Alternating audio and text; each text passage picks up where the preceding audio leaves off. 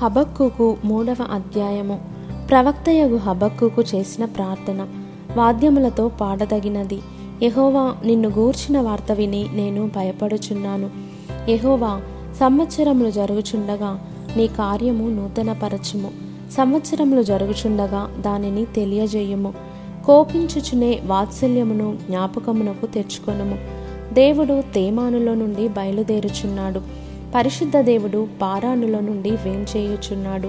ఆయన మహిమ ఆకాశమండలమంతటను కనబడుచున్నది. భూమి ఆయన ప్రభావముతో నిండియున్నది. సూర్యకాంతితో సమానమైన ప్రకాశము కనబడుచున్నది. ఆయన హస్తముల నుండి కిరణములు బయలువెళ్ళుచున్నవి. అచ్చట ఆయన బలము దాగియున్నది. ఆయనకు ముందుగా తెగుళ్ళు నడుచుచున్నవి. ఆయన పాదముల వెంట అగ్ని మెరుపులు వచ్చుచున్నవి. ఆయన నిలువబడగా భూమి కంపించును. ఆయన చూడగా జనులందరూ ఇటు అటు తొలగుదురు. ఆదికాల పర్వతములు బద్దలైపోవును, పురాతన గిరులు అనగును. పూర్వకాలము మొదలుకొని ఆయన ఈలాగు జరిగించువాడు. కూషీయుల డేరాలలో ఉపద్రవము కలుగగా నేను చూచితిని. మిద్యాను దేశస్థుల డేరాల తెరలు గజగజ వణకెను. యెహోవా, నదుల మీద నీకు కోపము కలిగినందున, నదుల మీద నీకు ఉగ్రత కలిగినందున, సముద్రము మీద నీకు ఉగ్రత కలిగినందున నీ గుర్రములను కట్టుకొని రక్షణార్థమైన రథముల మీద ఎక్కివచ్చుచున్నావు. విల్లు వరలో నుండి తీయబడి ఉన్నది. నీ వాక్కుతోడని ప్రమాణము చేసి నీ బాణములను సిద్ధపరిచి ఉన్నావు. భూమిని బద్దలు చేసి నదులను కలుగజేయుచున్నావు. నిన్ను చూచి పర్వతములు కంపించును, జలములు ప్రవాహములుగా పారును. సముద్రాగాధము ఘోషించుచు తన చేతులు పైకెత్తును. నీ ఈటెలు తలతలలాడగా సంచరించు నీ బాణముల కాంతికి భయపడి సూర్యచంద్రులు తమ నివాసములలో ఆగిపోవుదురు. బహురౌద్రము కలిగి నీవు భూమి మీద సంచరించుచున్నావు. మహోగ్రుడవై జనములను అనగద్రొక్కుచున్నావు.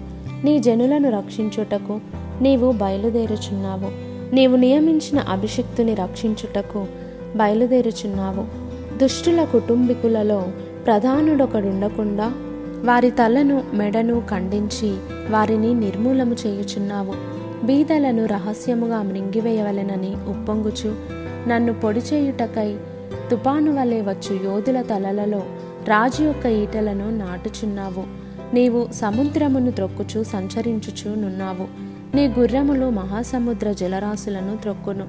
నేను వినగా జనుల మీదికి వచ్చువాడు సమీపించు వరకు నేను ఊరకొని శ్రమదినము కొరకు కనిపెట్టవలసి ఉన్నది.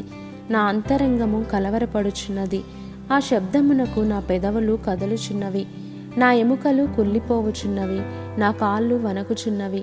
అంజూరపు చెట్లు పూయకుండినను, ద్రాక్ష చెట్లు ఫలింపకపోయినను, ఒలీవ చెట్లు కాపులేక ఉండినను, చేనిలోని పైరు పంటకు రాకపోయినను, గొర్రెలు దొడ్డిలో లేకపోయినను, సాలలో పశువులు లేకపోయినను, నేను యెహోవా యందు ఆనందించెదను.